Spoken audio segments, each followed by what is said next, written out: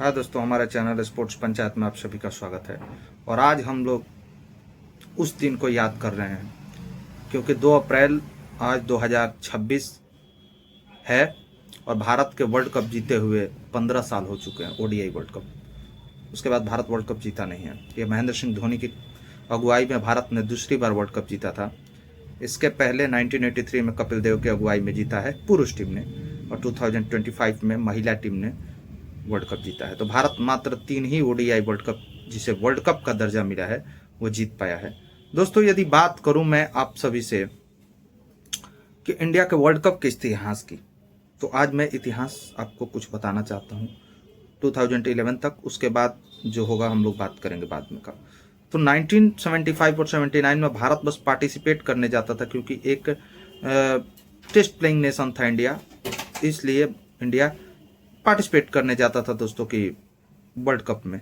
भारत का कोई भी मतलब रुतबा नहीं था, ओनली सुनील गावस्कर ही एक प्लेयर थे जो खेलते थे भारत की ओर से, एक बेहतरीन प्लेयर। क्योंकि भारत टेस्ट में ड्रॉ करा लेता था मैच, भारत टेस्ट में जीतना जल्दी भी विदेश में जाकर जीतता नहीं था। और इंग्लैंड में सिचुएशंस वर्ल्ड कप होते थे और इंग्लैंड में भारत उतना अच्छा ओडीआई तो नहीं खेल पाया था, क्योंकि एक बार आपने इतिहास सुना होगा, 60 ओवर खेलकर गावस्कर साहब ने 36 रन बनाए थे। तो 1975-79 में इंडिया पहले ही बाहर हो गया, कोई मैच तक नहीं जीता था, ओनली ईस्ट अफ्रीका, जिसका कि अब दर्जा भी छीना गया है क्रिकेट का। तो जहां तक सवाल रहा 83 में, तो कपिल देव को एक लगता था कि भाई मेरी टीम क्यों ऐसी, हम लोग भी वर्ल्ड कप जीत सकते हैं भाई, हम लोग में भी है कि हम जीत सकते हैं। कपिल देव अपनी टीम को बूस्टअप करके रखते थे और उन्होंने उसी के दम पर और टीम से परफॉर्मेंस निकलवा कर कपिल देव ने 1983 का वर्ल्ड कप जिताया इंडिया को। तो दोस्तों, यदि हम बात करें कि 83 के बाद 87 में वर्ल्ड कप हुआ आपका, 87 में जो वर्ल्ड कप हुआ वो हुआ आपका इंडिया और पाकिस्तान में। और उस समय वर्ल्ड कप जीत का दावेदार इंडिया और पाकिस्तान को ही माना जा रहा था। ये हुआ भी सेम, इंडिया और पाकिस्तान धमाकेदार क्रिकेट खेल रहे थे और इंडिया इधर से सेमीफाइनल में पहुंचता है, उधर से पाकिस्तान पहुंचता है। पर हुआ क्या कि पाकिस्तान ऑस्ट्रेलिया से सेमीफाइनल हार गया और इधर इंडिया, अब तो पक्का हो चुका था लोगों का कि पाकिस्तान जो कि इंडिया का थ्रेट था वर्ल्ड कप जीतने का, उसको भारत वो बाहर हो चुका है। और अब इंडिया के आदमी ने बोला कि भाई अब इंडिया वर्ल्ड कप जीत जाएगा 87 का। वहां पर हुआ क्या दोस्तों कि जो हमारे बेहतरीन प्लेयर थे, दिलीप वेंगसरकर उस समय उस वर्ल्ड कप में बहुत ही अच्छे फॉर्म में नजर आ रहे थे, बेहतरीन टच में नजर आ रहे थे। वो वर्ल्ड कप से ठीक एक दिन पहले बोलते हैं कि मुझे बुखार है और उल्टी हो रही है, बहुत दिक्कत है। उन्होंने अपने इंटरव्यू में भी जिक्र किया है। सो मैं ये मुकाबला नहीं खेल पाऊंगा। और इंडिया को बहुत बड़ा झटका लगा था क्योंकि चंद्रकांत पंडित उनके दर्जे का बल्लेबाज थे ही नहीं। इंडिया को चंद्रकांत पंडित को खिलाना पड़ा और इंडिया वो मैच हार गया। कंट्रोवर्सी इस मैच का ये है दोस्तों कि लोग बोलता है, उस समय के लोग भी बोलते थे कि दिलीप वेंगसरकर नहीं चाहते थे कि मिस्टर कपिल देव के कप्तानी में इंडिया दूसरी बार वर्ल्ड कप जीते और मुंबई के खिलाड़ियों का ओहदा नीचे की तरफ जाए और दिल्ली, हरियाणा, छोटे छोटे राज्यों का ओहदा बढ़ जाए। पर वेंगसरकर ये है कि वेंगसरकर चाहते थे कि उनको कप्तान बनाया जाए। यदि सुनील गावस्कर के बाद किसी को कप्तान बनाना चाहिए था तो उनको कप्तान बनाना चाहिए था, ना कि कपिल देव को। पर ठीक है, जो भी है वो उन लोगों का मानना है, कंट्रोवर्सी है। पर इंडिया इस राजनीति के चलते वर्ल्ड कप को हार गया। बताइए, जो वर्ल्ड कप हमारा था वो वर्ल्ड कप ऑस्ट्रेलिया लेकर गया। अभी इंडिया में बार बार मैं कहता हूं कि राजनीति बहुत ज़्यादा यहाँ करते हैं लोग। सो वर्ल्ड कप जो हमारा था वो ऑस्ट्रेलिया लेकर गया। अब दोस्तों बात, क्योंकि उस मैच में ग्राहम गुच ने बहुत स्वीप मार कर शतक बनाया था और इंडिया आखिरकार मैच 36 रन से हार गया था दोस्तों। उसके बाद 92 में वर्ल्ड कप होता है ऑस्ट्रेलिया न्यूजीलैंड में, और इंडिया फास्ट विकेट पर बहुत ही मुश्किल था खेलना। इंडिया का परफॉर्मेंस भी बहुत अच्छा नहीं हुआ करता था यदि मैच होता था फास्ट विकेट पर। तो उस मैच को इंडिया, उस वर्ल्ड कप में बहुत इंडिया अच्छा प्रदर्शन नहीं कर पाया, बहुत कम रन से मार्जिन से हारा, लेकिन बहुत मैच हारा इंडिया। फिर 96 में वर्ल्ड कप होता है इंडिया, पाकिस्तान और श्रीलंका में। इंडिया पाकिस्तान श्रीलंका में होता है। इंडिया पाकिस्तान को क्वार्टर फाइनल में हराता है और इंडिया सेमीफाइनल में पहुंचता है। इंडिया का मुकाबला था श्रीलंका से। वहां पर जो विकेट था उसको देखकर लगता था कि ये बाद में बहुत स्पिन करेगा। सो मोहम्मद अजहरुद्दीन ने टॉस जीता और उसके बाद उन्होंने पता नहीं क्यों बॉलिंग का निर्णय लिया। बस वो कहते हैं लोग कि मोहम्मद अजहरुद्दीन ने इसलिए लिया क्योंकि इंडिया ने ग्रुप मैच में 280 रन या 75 रन बनाए थे और श्रीलंका चेज कर गया था 2-3 ओवर रहते। सो उन लोगों को लगा कि यहाँ पर हम श्रीलंका को पहले ऑल आउट करेंगे और उसके बाद से हम लोग आकर बैटिंग करके जितना भी रन होगा चेज करेंगे, क्योंकि सचिन तेंदुलकर बहुत ही भयंकर फॉर्म, बहुत ही खतरनाक फॉर्म में नजर आ रहे थे उस वर्ल्ड कप में। अकेले दम पर इंडिया को मैच जिताते जा रहे थे।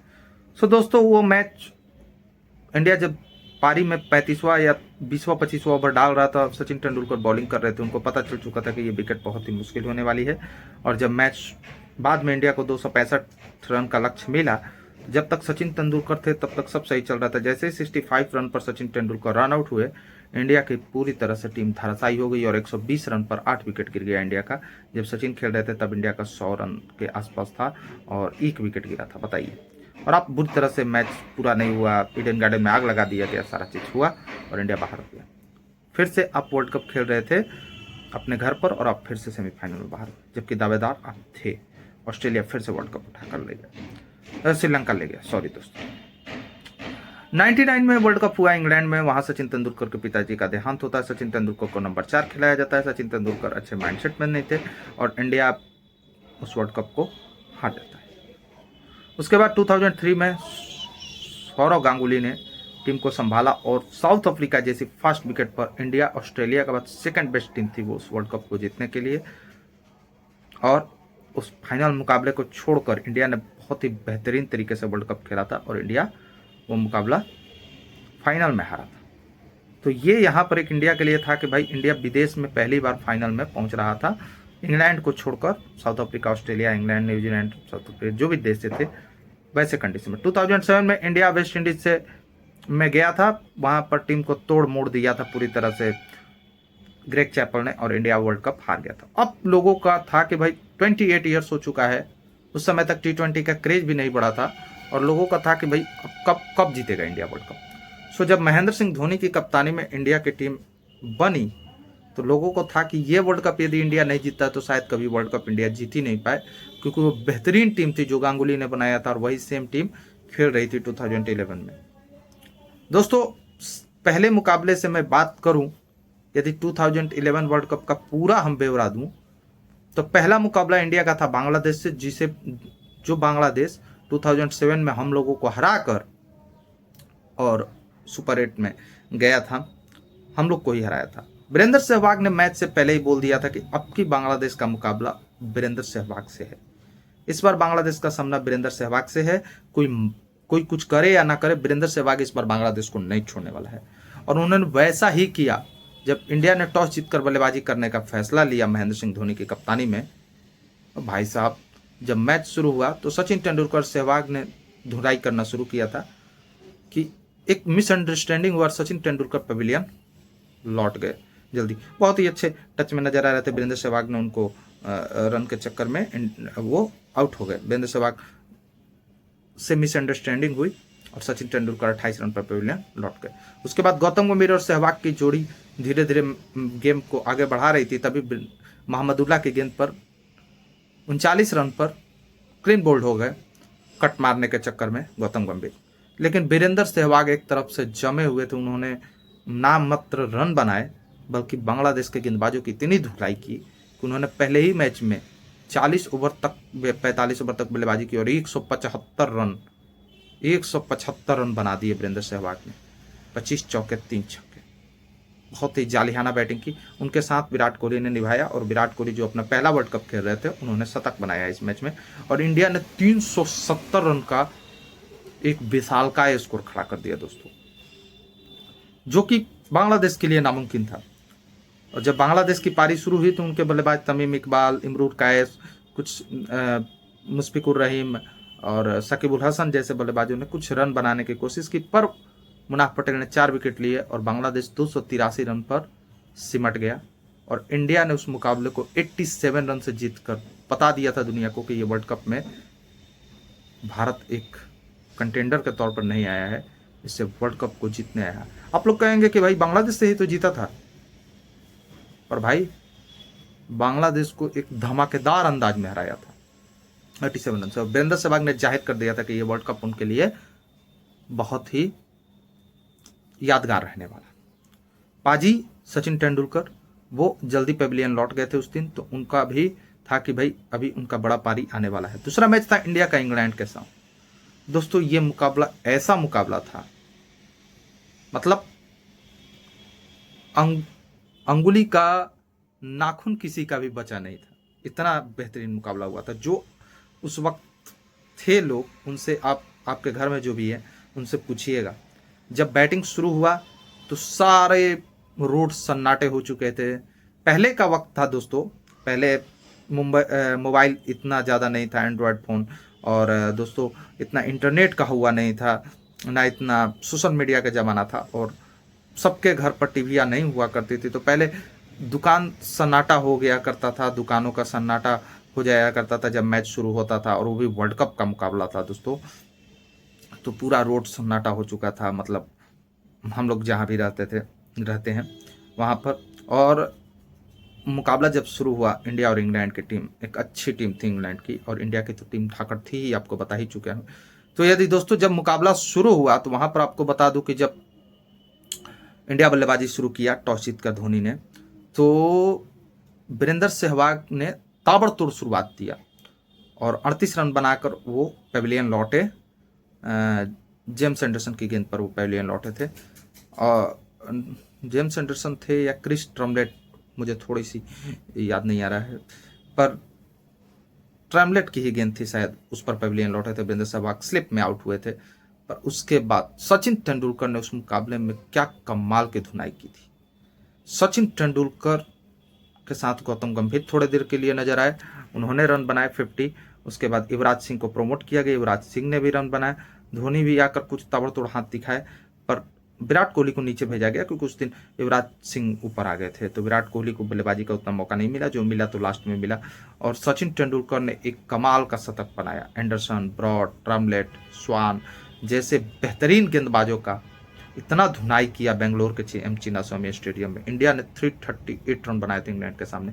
ये बता दिया था कि भाई जो हमने बांग्लादेश के सामने 370 रन बनाए थे वो एक फ्लुक नहीं था, इंडिया ने यहाँ पर भी 338 रन बनाए। और उस समय का रूल दोस्तों अलग रूल था, 2 बॉलों का इस्तेमाल नहीं हुआ करता था, एक ही बॉल का इस्तेमाल हुआ करता था एक पारी के लिए, और उसमें क्या होता था कि बॉल रिवर्स स्विंग भी करती थी बाद में। सचिन तेंदुलकर ने कमाल का 120 रन बनाया था, और जब उसकी पारी शुरू होती है तो पहला विकेट जल्दी गिरता है, लेकिन उसके बाद उनके कप्तान इंग्लैंड के एंड्रू स्ट्रॉस और इयान बेल दोनों जम जाते हैं, और दोनों ने बहुत धुनाई की थी। पहले पीयूष चावला पीटरसन को आउट करते हैं, उसके बाद एंड्रू बेल और एंड्रू स्ट्रॉस के बीच में कमाल की साझेदारी होती है। एक तरफ मैच वो खींच कर ले ही जा रहे थे, लग रहा था कि अब इंग्लैंड ये मैच को जीत जाएगा, तभी जहीर खान को सेकेंड स्पेल के लिए बुलाया जाता। उन्होंने नकल बॉल पर जहीर खान ने आउट किया था एंड्रू स्ट्रॉस को, और धीमा बॉल डालकर आउट किया था इयान बेल को, और एक ही स्पेल में जहीर खान ने पूरी तरह से मैच पलट दिया था। और लास्ट में इंडिया मैच को कैसे कैसे टाई कराता है बस दोस्तों। सोचिए एंड्रू स्ट्रॉस ने क्या कमाल की पारी खेली थी, उन्होंने 158 रन बनाए थे, और जहीर खान के यदि वो स्पेल नहीं आता तो शायद ये मैच इंडिया हार गया होता। और एक कांटेदार मुकाबला हुआ, और आखिर में ये मैच टाई हुआ। आखिर बॉल पर 2 रन बनाना था, और वो मुनाफ पटेल की गेंद थी, और मात्र एक ही रन बन पाया, क्योंकि बॉल आई हाथ में यूसुफ पठान की, और उन्होंने थ्रो किया और बल्लेबाज रन आउट हुआ, और भारत मुकाबला 1 रन पूरी तरह से ये मैच टाई हो गया। अब उस समय सुपर ओवर नहीं हुआ करता था, सो 1-1 पॉइंट दोनों टीम को मिला। उसके बाद इंडिया का 2 नौसिखुआ टीम के साथ मुकाबला हुआ, आयरलैंड। बट याद रखिएगा दोस्तों, आयरलैंड यदि आप देखिएगा तो उस वर्ल्ड कप में आयरलैंड ने इंग्लैंड को हराकर आ रहा था। केविन ओब्रायन ने 50 गेंद पर वर्ल्ड कप का सबसे तेज शतक बनाया था, और हम लोगों को लग रहा था कि आयरलैंड और इंडिया का मुकाबला जबरदस्त होने की उम्मीद है। पर युवराज सिंह की बॉलिंग के आगे आयरलैंड की कुछ नहीं चली, और 5 विकेट लेकर युवराज ने पूरी तरह से मैच घुमा कर रख दिया था। और इंडिया को कम रन बनाने थे, विकेट गिरे इंडिया के, क्योंकि इन लोगों का इंटेंसिटी गिर गया था, क्योंकि अब लगा कि भाई 2 बड़े मुकाबले हम लोगों ने अच्छे खेल लिए हैं, तो अब आयरलैंड जैसी टीम को, पर इंडिया लड़खड़ाते युवराज के 50 और यूसुफ पठान के रन, धोनी के रन की वजह से इंडिया मैच को जीत गया। ऐसे ही हॉलैंड के सामने धोनी और युवराज सिंह ने जिताया। सो इंडिया धीरे धीरे करके मुकाबला जीत रहा था। तो अब इंडिया के पास इंडिया अब 3 मैच जीत चुका था और 1 मैच टाई हो चुका था। तो अब इंडिया का बारी था। एक मजबूत टीम सामने थी, साउथ अफ्रीका। अब आपको बता दूं दोस्तों कि यहाँ पर भी जब बैटिंग इंडिया ने करना शुरू किया तो वीरेंद्र सहवाग और सचिन तेंदुलकर ने जो जालिहाना बैटिंग की, मतलब मत पूछिए। उस दिन भी साढ़े सर्किट सुन थी क्योंकि वर्ल्ड कप था और उस समय भी, और इंडिया का मुकाबला साउथ अफ्रीका से था, जो कि ठीक पहले सीरीज में इंडिया 3-2 से सीरीज हार के आया था साउथ अफ्रीका में। पर उस मैच में, उस मुकाबलों में ना सचिन तेंदुलकर थे ना वीरेंद्र सहवाग थे, नए नए खिलाड़ियों को आजमाया गया था। लेकिन साउथ अफ्रीका की टीम एक दिग्गजों से भरी हुई टीम थी। उनकी टीम में AB de Villiers, Faf du Plessis, JP Duminy, Jacques Kallis, Graeme Smith, Hashim Amla, Dale Steyn, Morkel, और फिर से आपके सोत्सोबे, और बॉलिंग में जोहानबो था। तो उनकी टीम बहुत ही घातक टीम थी। वैन पॉर्नेल, तो उनकी फास्ट बॉलिंग तो बहुत थी। स्टेन और मोरकल के शुरुआती स्पेल में वीरेंद्र सहवाग और सचिन तेंदुलकर इतनी धुलाई की, मतलब एक समय लग रहा था कि इंडिया 330-40 तक पहुंच जाएगा। जिस तरह से सचिन तेंदुलकर और सहवाग खेल रहे थे, पर जेपी डुमनी के गेंद पर सहवाग बोल्ड हो गए और उसके बाद से 73 रन बनाकर सहवाग पवेलियन लौटे। फिर गौतम गंभीर ने भी 50 रन की पारी खेली और उसके बाद से सचिन तेंदुलकर ने शतक बनाया। इस मैच में भी 111 रन सचिन तेंदुलकर ने बनाए थे और इंडिया लग रहा था कि 350, 330, 340 तक पहुंचेगा। वहां पर स्टेन का एक रिवर्स स्विंग का बेहतरीन नमूना देखने को मिला। उन्होंने 5 विकेट लिए और भारत को मात्र 296 रन पर रोक दिया। सो भारतीय टीम जहां लग रहा था कि 330-40 बनाएगी, स्टेन के एक स्पेल ने भारतीय टीम को मैच बहुत कांटेदार हुआ। रन बनाए कैलिस ने, रन बनाए एबीडी भी रन आउट हुए और उसके बाद से लग रहा था कि एक समय के इंडिया ये मुकाबला जीत जाएगा। लेकिन आशीष नेहरा के ऊपर में अल्वीरो पीटरसन ने जिस तरह से धुनाई की और आखिर में इंडिया उस मुकाबले को हार जाता है। और लोगों को लगता है कि देखिए एक ही मजबूत टीम थी और उससे इंडिया मुकाबला हार गई। तो लोगों ने बोला कि ये फ्लॉप है, इंडियन टीम कमजोर टीमों को हरा के आ रही है। एक मुकाबला हुआ था इंग्लैंड के सामने, वहाँ पर भी इंडिया मैच नहीं जीत पाया। एक मजबूत टीम थी तो वहाँ टाई कराया, यहाँ पर एक मजबूत टीम साउथ अफ्रीका से हार गया है।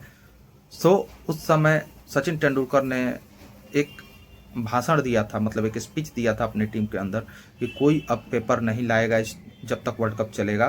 कोई पेपर नहीं, कोई कुछ भी नहीं पढ़ेगा और अपने वर्ल्ड कप में परफॉर्मेंस पर ध्यान दिया जाए। उसके बाद दोस्तों इंडियन टीम एकजुट हो गई और अगला मुकाबला था इंडिया का वेस्ट इंडीज से। वहाँ भी मुकाबले में सचिन तेंदुलकर अपने आप चलते बने थे क्योंकि रवि पॉल की गेंद थी, उसको बल्ला लगा था या न लगा था, अंपायर ने आउट दिया और सचिन तेंदुलकर ने बिना रिव्यू लिए चलते बने थे, वॉकआउट कर गए थे सचिन। उस मैच में युवराज सिंह ने कमाल का शतक जड़ा था, विराट कोहली का 50 रन था। तो इंडिया धीरे धीरे करते कराते धीमी विकेट थी और उस पर चेन्नई की, वहाँ पर इंडिया करते कराते 270 के आसपास पहुंचा था और वेस्ट इंडीज को 180 रन पर ऑल आउट करके 90 रन से उस मैच को जीत लिया था। पहले तो वेस्ट इंडीज लग रहा था कि मुकाबले को लेकर उड़ेंगे ड्वेन स्मिथ और उनके बल्लेबाज, पर इंडिया की बॉलिंग के सामने उनकी नहीं चली और इंडिया उस मुकाबले को जीत गया। अब इंडिया जो था क्वार्टर फाइनल में पहुंच चुका था। पहले क्वार्टर फाइनल होता था दोस्तों, अभी की तरह नहीं कि सीधे सेमीफाइनल और फाइनल जो 15, 19 और 23 में हुआ, 19 और 23 में और 92 में एक बार हुआ करता था। सो सीधे सेमीफाइनल और फाइनल नहीं था, इंडिया का क्वार्टर फाइनल में मुकाबला था और इंडिया का क्वार्टर फाइनल में मुकाबला था 3 बार की विश्व चैंपियन ऑस्ट्रेलिया से। लगातार 3 बार पिछले जीत कर आ रही थी ऑस्ट्रेलिया, 99, 2003, 2007। ऑस्ट्रेलिया 4 बार की विश्व चैंपियन थी और उनके सामने था इंडिया और मोहाली का पीसीए स्टेडियम। आज का जो मोहाली का स्टेडियम है वाला नहीं, पीसीए स्टेडियम मोहाली, और वो विकेट फास्ट बॉलरों के लिए जानी जाती थी, पर उस मैच में पता नहीं वो विकेट स्पिनर के लिए बनी और ऑस्ट्रेलिया के तरफ से फास्ट बॉलर थे मिचेल जॉनसन, ब्रैडली, शॉन्टैट। उनके पास कोई एक अच्छे स्पिनर नहीं थे। एक वो जेपियर वो एक बॉलर लेकर आए थे जेसन क्रेजा, ऑफ स्पिनर थे, पर उसके अलावा माइकल क्लार्क से कभी बॉलिंग कराते, कभी डेविड हसी से बॉलिंग कराते थे, कभी स्टीव स्मिथ। तो उस मुकाबले में जब ऑस्ट्रेलिया ने एक बड़ी गलती की थी कि उन्होंने स्टीवन स्मिथ को उस मुकाबले में ना खिलाकर कैमरन वाइट को खिलाया था। कैमरन वाइट एक अच्छे बल्लेबाज थे, यदि स्टीव स्मिथ खेलते तो उस मुकाबले में थोड़ा स्पिन कर सकते थे। इंडिया ने टॉस जीतकर पहले गेंदबाजी करने का फैसला लिया और धोनी ने सभी को चौंका दिया था, क्योंकि अभी तक वो यूसुफ पठान को खिलाते हुए नजर आ रहे थे और इस मुकाबले में उन्होंने सुरेश रैना को तरजीह दी यूसुफ पठान के जगह पर, और रविचंद्रन अश्विन को लाया फास्ट बॉलर आशीष नेहरा की जगह। सो धोनी अपनी टीम खिलाकर चौंकाते थे लोगों को, और अब वो उनके मास्टर स्ट्रोक्स साबित हुआ, क्योंकि जो शेन वॉटसन इस वर्ल्ड कप में बहुत ही खतरनाक ढंग से नजर आ रहे थे, शेन वॉटसन को जल्दी से जल्दी अश्विन ने पेविलियन भेजा। और उसके बाद शुरू होता है ऑस्ट्रेलिया की ओर से ब्रैड हैडिन और रिकी पोंटिंग की पारी शुरू होती है। ब्रैड हैडिन 53 रन बनाकर युवराज सिंह की गेंद पर पेविलियन लौटते हैं, और उसके बाद रिकी पोंटिंग धीरे धीरे पारी को बढ़ाते, रिकी पोंटिंग ने शतक जड़ा, उसके बाद से अश्विन ने उनको आउट किया, और करते कराते ऑस्ट्रेलिया 260 रन बना लिया था। इंडिया को चेज का मौका मिला। इंडिया का चेज में वीरेंद्र सहवाग जल्दी पेविलियन लौट गए, शेन वॉटसन की गेंद को हुक करने के चक्कर में जल्दी पेविलियन लौट गए थे। 15 रन बनाकर शायद वीरेंद्र सहवाग पेविलियन लौटे थे। उसके बाद सचिन तेंदुलकर और गौतम गंभीर के बीच एक बेहतरीन पार्टनरशिप हुई। सचिन तेंदुलकर एक बाउंसर गेंद को अपर कट खेलने के चक्कर में पेविलियन लौटे सॉन्टेट की, और उसके बाद युवराज और गंभीर के बीच में पारी चलने ही विराट और गंभीर चल रहे थे। गंभीर ने 50 जड़ा, विराट कोहली 24 रन पर सीधे डेविड हसी की गेंद पर हाथ में मार कर पेविलियन लौट गए। भारत फंस चुका था मुकाबले में, तभी युवराज और गंभीर के बीच में एक अनएक्सपेक्टेड रनआउट हुआ। गौतम गंभीर 50 रन पर रनआउट होकर पेविलियन लौटे। भारत वो मुकाबला पूरी तरह से, क्योंकि धोनी उसके बाद आए और चलते बने, भारत उस मुकाबले में पूरी तरह से फंस चुका था। वहां से युवराज और रैना ने कमाल की पारी खेली। युवराज ने 57 रन की नॉट आउट पारी खेली, रैना ने 36 रन की नॉट आउट पारी खेली, और भारत को आराम से उस लक्ष्य के पार ले जाया गया। और इंडियन टीम सेमीफाइनल में अब पहुंच चुकी थी, और सेमीफाइनल में मुकाबला था हम लोगों का उस समय चिर प्रतिद्वंदी पाकिस्तान से। आज की पाकिस्तान नहीं है दोस्तों, जो लोग आज के देख रहे हैं वो कहेंगे है पाकिस्तान क्या था। उस समय के पाकिस्तान की टीम एक घातक पाकिस्तानी टीम हुआ करती थी। उनके पास सईद अजमल जैसे स्पिनर और शाहिद अफरीदी जैसे खतरनाक स्पिनर, लेग स्पिनर हुआ करते थे। उनके पास मोहम्मद हफीज जैसे स्पिनर हुआ करते थे, और ऑलराउंडर हुआ करते थे हफीज। बैटिंग में यूनिस खान थे, मिसबाहुल हक थे, असद शफीक थे, हफीज खुद थे, कामरान अकमल थे, उमर अकमल थे। घातक पाकिस्तान की टीम थी वो, और अब्दुल रजाक जैसे उनके पास ऑलराउंडर थे, जिन्होंने सचिन तेंदुलकर को बहुत परेशान किया है। बॉलिंग में उमर गुल थे उनके पास, वहाब रियाज को लेकर आए थे वो, शोएब अख्तर थे उनके पास। तो पाकिस्तान की टीम एक अच्छी टीम थी, लेकिन पाकिस्तान ने उस मुकाबले में क्या किया कि शोएब अख्तर को ना खिलाकर उनके जगह वहाब रियाज को खिलाया। और शोएब और उमर गुल ने बोला था मैच से ठीक पहले कि दोस्तों इंडियन टीम के 2 पिलर है, सचिन तेंदुलकर और सहवाग। यदि हम इन थूरी को उखाड़ कर फेंक देंगे तो हम मुकाबले इंडिया को आराम से हरा सकते हैं। इस मुकाबले का इतना हाई वोल्टेज था कि दोनों तरफ के अटारी बॉर्डर और वो बाघा बॉर्डर खोल दिए गए थे। लोग आ रहे थे, जा रहे थे। वहाँ से प्रधानमंत्री उनके यहाँ से आए थे, और हमारे प्रधानमंत्री भी आए थे, मनमोहन सिंह, मैच देखने के लिए आए थे। दोस्तों एक गलती मेरे से हुआ है कि जो 2011 का क्वार्टर फाइनल था वो मोहाली पीसीए स्टेडियम मोहाली नहीं था, बल्कि वो मोटेरा का अहमदाबाद स्टेडियम था, जो कि अब नरेंद्र मोदी स्टेडियम हो चुका है। आई एम सॉरी दोस्तों, इसके लिए आप लोगों से मैं माफी मांगता हूँ। सो जो ये मुकाबला था वो था पीसीए स्टेडियम मोहाली में, और पीसीए स्टेडियम मोहाली की विकेट फास्ट बॉलर की विकेट हुआ करती थी, और पाकिस्तान के पास एक अच्छे फास्ट बॉलर यूनिट थी। उमर गुल, शोएब अख्तर, वहाब रियाज, अब्दुल रजाक, और स्पिनर की भी यूनिट बहुत अच्छी थी। मोहम्मद हफीज, सईद अजमल, जो कि उस समय एक बेहतरीन बॉलर माने जाते थे, सईद अजमल, और शाहिद अफरीदी। सो पाकिस्तान की टीम इस मुकाबले में जब धोनी टॉस जीतते हैं और धोनी ने कहा कि I want to bat first, Dhoni ने क्या किया था कि इस मुकाबले के लिए अश्विन के जगह पर आशीष नेहरा को वापस लाया था, जबकि अश्विन उस मुकाबले में बहुत ही अच्छी गेंदबाजी की है। सो ये धोनी का टैक्टिक्स था कि पाकिस्तान स्पिन को अच्छा खेलता है, सो मैं हरभजन और युवराज के साथ ही जाता हूँ, अश्विन को नहीं खिलाता हूँ। रैना से यदि चाहूँ तो कभी 2-4-5 ओवर का स्पेल डाला लूँगा, या सचिन तेंदुलकर भी डाल लेंगे। सो क्योंकि पाकिस्तान के खिलाफ सचिन का भी बॉलिंग काफ़ी घातक हुआ करता था। तो जब दोस्तों मुकाबला शुरू हुआ तो वीरेंद्र सहवाग ने एक ही ओवर में 5 चौके मारे उमर गुल को, और क्या कमाल की शुरुआत की थे वीरेंद्र सहवाग। 38 रन बनाए और वहाब रियाज की गेंद पर एलबीडब्ल्यू आउट हुए। तब तक वीरेंद्र सहवाग पूरी तरह से पाकिस्तान को तहस नहस कर चुके थे, उमर गुल को तहस नहस कर चुके थे। वीरेंद्र सहवाग ने एक ओवर में उनको 5 चौके मारे, और उमर गुल को बता दिया कि भाई साहब जो हम पर कमेंट किए थे ना वो सही था, तुम कि यही दोनों धुरी है, पर आपने ये एक बात और बोली थी कि इन दोनों को मैं आउट करके तहस नहस कर दूंगा इंडियन टीम को। उन दोनों ने बहुत मार मारा उनको। उसके बाद धीरे धीरे पारी बढ़ रहा था, गौतम गंभीर आउट हुए, जल्दी से पेविलियन लौट गए, 27 रन बनाए थे, और वो हफीज की गेंद को आगे बढ़कर मारना चाहते थे, उसमें वो स्टंप आउट हो गए थे, कामरान अकमल ने स्टंप कर दिया था। उसके बाद से जब इंडिया की ओर से सचिन तेंदुलकर रन धीरे धीरे बनाए जा रहे थे, पर इस मैच में क्या हुआ कि सचिन का 5 कैच छूटा था पाकिस्तान की ओर से। सचिन तेंदुलकर का 5 जीवन दान देना पाकिस्तान को बहुत महंगा पड़ा, कभी ऊपर से जा रहा था, कभी नीचे से जा रहा था, कभी सिर के ऊपर से जा रहा था। सचिन तेंदुलकर बहुत संघर्ष कर रहे थे पर रन बना रहे थे, क्योंकि पाकिस्तान की बॉलिंग बहुत ही जालिहाना हो रही थी इस मुकाबले में। जब गौतम गंभीर आउट होकर पवेलियन लौटे, उसके बाद से आए विराट कोहली को तो बिन मछली जैसे तड़पती है वैसे बॉलिंग करके तड़पाया पाकिस्तानी गेंदबाजों ने, और उनको वहाब रियाज का स्पेल तो समझ ही नहीं आ रहा था। वहाब रियाज ने उस स्पेल में 5 विकेट लिए थे और कमाल का स्पेल डाला था। विराट कोहली को 9 रन पर पॉइंट पर कैच आउट कराया था। उसके बाद आते ही युवराज को क्लीन बोल्ड किया।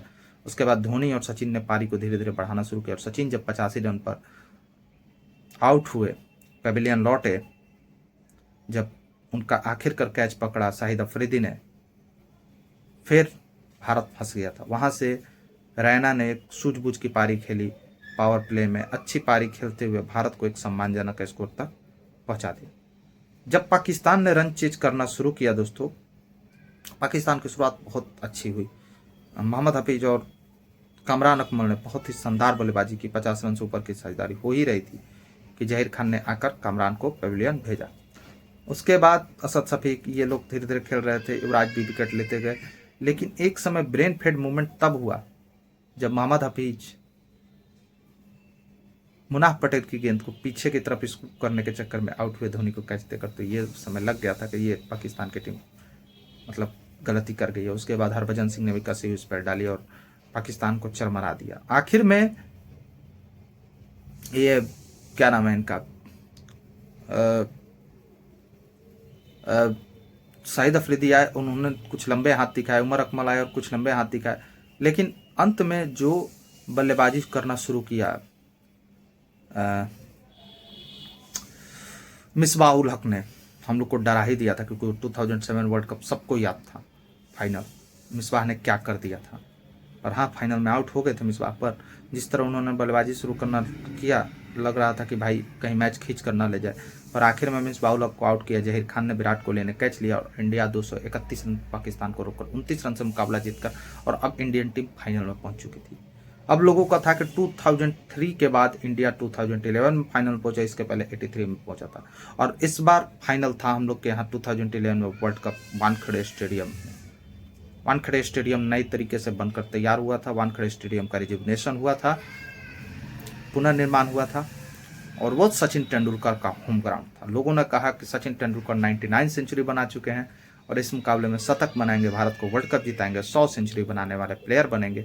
इससे बड़ी उपलब्धि क्या होगी। और उधर श्रीलंका बहुत ही अच्छा खेलते हुए न्यूजीलैंड को हराकर अपने घर में वो भी फाइनल में आ रहा था। और 2 बेहतरीन टीम श्रीलंका और इंडिया उस वर्ल्ड कप की टकरा रही थी। दोस्तों, हम लोग इतने उत्साहित थे उस समय कि क्या वो वर्ल्ड कप की बातें करें दोस्तों। वो वर्ल्ड कप मैंने पहला वर्ल्ड कप वो देखा था मैंने 2011 का। इसके पहले मैंने 2007 में बहुत छोटा था, सो मुझे थोड़ी थोड़ी धुंधली सी याद है कि इंडिया जीता था। मेरे पिताजी पेपर लेकर आए थे, पेपर में मैंने देखा था इंडिया का वर्ल्ड कप, पर मुझे पता नहीं था। मैंने 2010 से पूरी तरह से प्रॉपर क्रिकेट 2009-10 से देखना शुरू किया। सो ये मेरा पहला वर्ल्ड कप था दोस्तों, और पहले ही वर्ल्ड कप में इंडिया फाइनल में पहुंच चुका था। मतलब मेरे लोग से पूछिए, इतनी खुशी का ठिकाना नहीं था जिस तरह से इंडिया खेल रहा था कि भाई ये वर्ल्ड कप यदि इंडिया पहली बार जीतता है, सांसें भी फूल रही थी, थोड़ी प्रॉब्लम भी हो रही थी कि भाई यदि इंडिया वर्ल्ड कप को नहीं जीतता तो हम लोग को जीना मुश्किल हो जाएगा।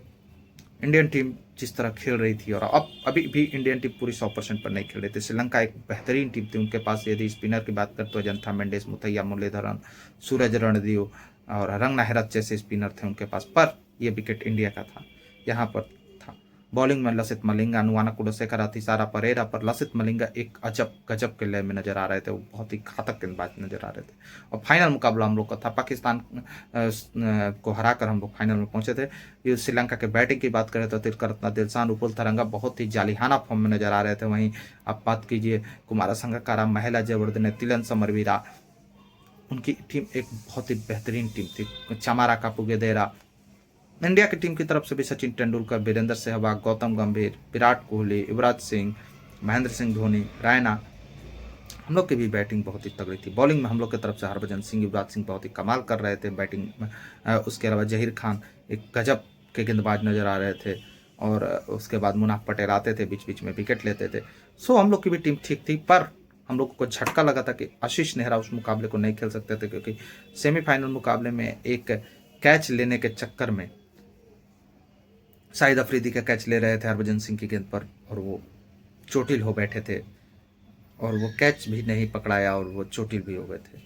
हरभजन सिंह थे या युवराज सिंह? युवराज सिंह की गेंद पर, तो उनको चोट लगा था और वो मुकाबले को नहीं किया। पर धोनी ने क्या किया था कि उनका रिप्लेसमेंट नहीं लिया था, उन्होंने एस श्रीशांत को इस मुकाबले में खिलाने का फैसला किया। लोगों को लगा था कि धोनी इस मुकाबले में रविचंद्रन अश्विन को खिलाएंगे, और क्या होता है देखिए। और इस मुकाबले के बहुत हाइप था, श्रीलंका के राष्ट्रपति और हमारे राष्ट्रपति भी आए थे।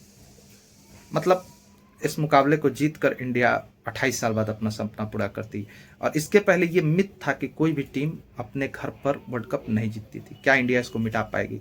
सचिन तेंदुलकर प्रैक्टिस कर रहे थे, मतलब लाल बजरी पर बद प्रैक्टिस कर रहे थे। बोला जा रहा था कि सचिन इतने इतने देर प्रैक्टिस करे, वीरेंद्र सहवाग ऐसे ऐसे प्रैक्टिस करे, मलिंगा को कैसे खेलना है, क्या करना है, मुरलीधरन को कैसे खेलना है, क्या करना है। मुरलीधरन थोड़े से चोटिल भी थे, पर श्रीलंका की टीम उनके लिए फाइनल जीतकर उनको बधाई देना चाहती थी, क्योंकि मुरलीधरन का ये आखिरी मैच था ओडीआई में। और इंडिया की टीम सचिन तेंदुलकर जो कि 6 वर्ल्ड कप खेलते आ रहे थे, उनके लिए जीतना चाहती थी। सो दो बेहतरीन टीम के बीच फाइनल मुकाबला शुरू हुआ। उस दिन पूरी सड़कें सुन, सब कुछ बंद था उस दिन दोस्तों, और सब कोई 1-1:30 बजे से ही टकटकी लगाकर बैठे थे। टॉस हुआ, पहली बार टॉस महेंद्र सिंह धोनी ने जीता, क्योंकि उधर हेल्स बोल दिया था हेड की जगह पर संगकारा ने। 2 बार टॉस हुआ, आज तक कभी भी टॉस 2 बार नहीं हुआ था, आप लोग भी सुनेंगे। 2 बार टॉस हुआ और इंडिया उस टॉस को हार जाता है। हमारा संगकारा टॉस जीतते हैं और बोलते हैं बैटिंग करेंगे। एक 2003 के जहीर खान और एक 2011 के जहीर खान में यदि आपको अंतर देखना है तो इस मुकाबले से देखिए। जहीर खान ने लगातार 3 ओवर मेडन डाले, लगातार 3 ओवर मेडन डाले। किसके सामने? तिलकरत्ना, दिलशान, उपुल तरंगा जैसे बल्लेबाज के सामने, और आउट भी किया उपुल तरंगा को, जो इस वर्ल्ड कप में विस्फोटक फॉर्म में नजर आता। उसके बाद संगकारा और दिलशान ने धीरे धीरे पारी बढ़ाना शुरू किया। जब 33 रन पर तब दिलशान थे, और जब घातक साबित हो सकते थे दिलशान, वहां पर हरभजन सिंह की गेंद पर एक बार वो स्वीप करने गए, बैट का बल्ले का अंदरूनी सिरा लेते हुए क्लीन बोल्ड हो गए, और भारत को एक बहुत बड़ा राहत मिला कि दिलशान और तरंगा जो कि इस वर्ल्ड कप के सबसे घातक बल्लेबाज थे, वो आउट हो चुके। उसके बाद महिला जयवर्धने और आते हैं संगकारा। मुझे एक चांस लगा था कि युवराज की गेंद पर महिला जयवर्धने कट मारने गए थे और बैट का अंदरूनी सिरा लेते हुए धोनी के ग्लव्स में गया था, धोनी से कैच छूट गया था। वो भारत के लिए बहुत भारी साबित हुआ, क्योंकि महिला जयवर्धने और संगकारा दोनों मिलकर पारी को बढ़ा रहे थे। 1 ओवर में ही 2 चौके मारे थे उनको, श्रीसंत को, और उसके बाद श्रीसंत को हटाना पड़ा। श्रीसंत उतना इंप्रेसिव बॉलिंग नहीं कर पाए थे, अश्विन के जगह पर उनको खिलाया गया था, नेहरा की जगह पर खिलाया गया था। उसके बाद मुनाफ पटेल भी उतनी अच्छी गेंदबाजी नहीं कर पा रहे थे, तो विकेट नहीं ले पा रहे थे। भारत कसी हुई गेंदबाजी कर रहा था, हरभजन भी थे, सब कोई कसी हुई गेंदबाजी कर रहे थे, पर विकेट नहीं मिल रहा था। उसी समय एक बार जब 48 रन पर खेल रहे थे, 48 रन के निजी योग पर थे कुमार संगकारा, तो उन्होंने कट करना चाहा, धोनी ने कैच किया युवराज की गेंद पर। भारत को बहुत ही राहत मिली कि भाई अब आउट होकर पवेलियन लौट चुके थे संगकारा जैसे विस्फोटक बल्लेबाज। लेकिन एक तरफ से धुलाई जारी रखा महिला जयवर्धने ने, जो कैच छोड़ा था धोनी ने वो बड़ी महंगा पड़ा और महिला जयवर्धने ने 85 गेंद पर शतक जड़ दिया। उनके साथ थोड़ा देर के लिए कापुगेदर आए, वो भी आउट हो गए। फिर उसके बाद से नुआन कुलशेखर थोड़े देर 30-32 रन बनाए उसके बाद। लेकिन जब लास्ट में थिसारा परेरा ने लास्ट में जहीर खान के ओवर में 15 और 16 रन 2 ओवर में मारे, वरना जहीर खान का स्पेल बहुत ही बेहतरीन था। उन्होंने 10 ओवर में 60 रन देकर 2 विकेट लिया था। उन्होंने 7-8 ओवर तक बहुत ही बेहतरीन गेंदबाजी की थी, पर 8 ओवर में उन्होंने 29 रन देकर 2 विकेट लिए थे और उसके बाद 2 ओवर में 31 रन पड़े। डेथ ओवर में जो बल्लेबाजी किया उन दोनों ने, और इंडिया श्रीलंका को 50 ओवर में 275 के निजी योग पर पहुंचा दिया था। वो एक बड़ा लक्ष्य तो नहीं था, पर वर्ल्ड कप में इतना बड़ा लक्ष्य आज तक चेज भी नहीं हुआ था। फाइनल में कोई भी टीम चेज करते हुए इतना बड़ा लक्ष्य तक नहीं पहुंची थी। सो दोस्तों, इंडिया के लिए चेज आसान नहीं होने वाला था। बस यही था कि श्रीलंका ने गलती ये किया था कि इस मुकाबले के लिए मेंडिस फिट नहीं थे। श्रीलंका ने बड़ा बड़ा बदलाव किया था, रणदीप को खिलाया था और हेरथ को नहीं खिलाया था और मेंडिस को नहीं खिलाया था। पता नहीं श्रीलंका क्या था नहीं था। एंजेलो मैथ्यूज फिट नहीं थे, वरना श्रीलंका की टीम और भी मजबूत हो सकती थी। मैथ्यूज जो एक घातक बल्लेबाज थे, उन्होंने सेमीफाइनल जिताया था न्यूजीलैंड के सामने, वो फिट नहीं थे। पता नहीं श्रीलंका ने क्यों नहीं एजेंथा मेंडिस को खिलाया, श्रीलंका ने नहीं खिलाया। हम लोग के लिए ब्लेसिंग इन डिस्गाइज था। उनको लगा कि इंडिया में बहुत सारे लेफ्टी बैटर, इसलिए सूरज रणदीप को उन्होंने खिलाया। सो दोस्तों, यदि बात करें हम लोग का जब पारी का आगाज शुरू हुआ तो वीरेंद्र सहवाग दूसरी ही गेंद पर लसित मलिंगा पर एलबीडब्ल्यू आउट होकर पवेलियन। उसके बाद सचिन तेंदुलकर ने कुछ हाथ दिखाया, नुआन कुलशेखर को ओवर में 2 चौके मारे, एक बेहतरीन फील्डिंग भी हुआ। पर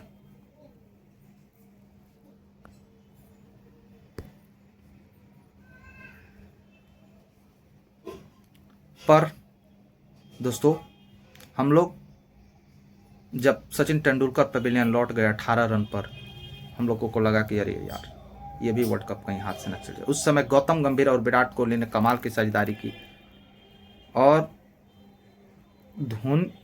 विराट कोहली जब रन बना ही रहे थे, लग रहा था कि अब इंडिया को आराम से यहाँ से मैच बचा कर ले जाएंगे, विराट कोहली वर्ल्ड कप जिताएंगे।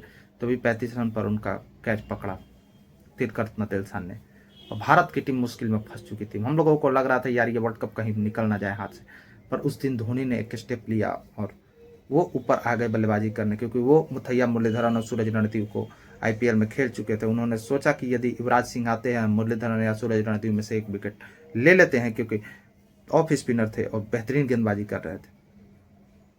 मुरलीधरन को न्यूट्रलाइज कर दिया महेंद्र सिंह धोनी ने जिस तरह बल्लेबाजी किया, और धोनी और गंभीर बेहतरीन तरीके से इंडिया को जीत की तरफ ले जा रहे थे। तभी गौतम गंभीर 97 रन पर कट करने के चक्कर में थिसारा परेरा पर आउट हुए। लेकिन उस समय तक मैच खत्म हो चुका था, धोनी पूरी तरह से मैच को ले जा रहे थे अपने तरफ। गंभीर ने मैच को पूरी तरह से पलट दिया था युवराज और धोनी ने लास्ट में इंडिया को जिता दिया। धोनी का वो छक्का और इंडिया विश्व विजयी बना। दोस्तों, हम लोगों के लिए खुशी का ठिकाना नहीं था, मतलब हम लोग खुशी से फूले नहीं समा सकते थे, क्योंकि अब हम लोग विश्व विजयी थे।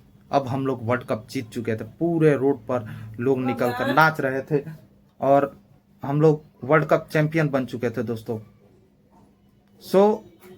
जब हम लोग पूरे देश पे तिरंगा लहरा रहा था, सभी जगह जहां देखिए तहां तिरंगा लहरा था, वो धोनी की टीम ने विश्व विजयी बनकर दिखा दिया था दुनिया को कि ये टीम धोनी की सिरमौर है। अब विश्व कप जीत गई है, वर्ल्ड कप जीत चुके थे 2-2 धोनी। क्या कमाल के कप्तान साबित हुए थे। भारतीय टीम के खिलाड़ी रो रहे थे, सचिन तेंदुलकर को कंधे पर उठाया जा चुका था, सब कुछ सवरे लैप हो रहे थे।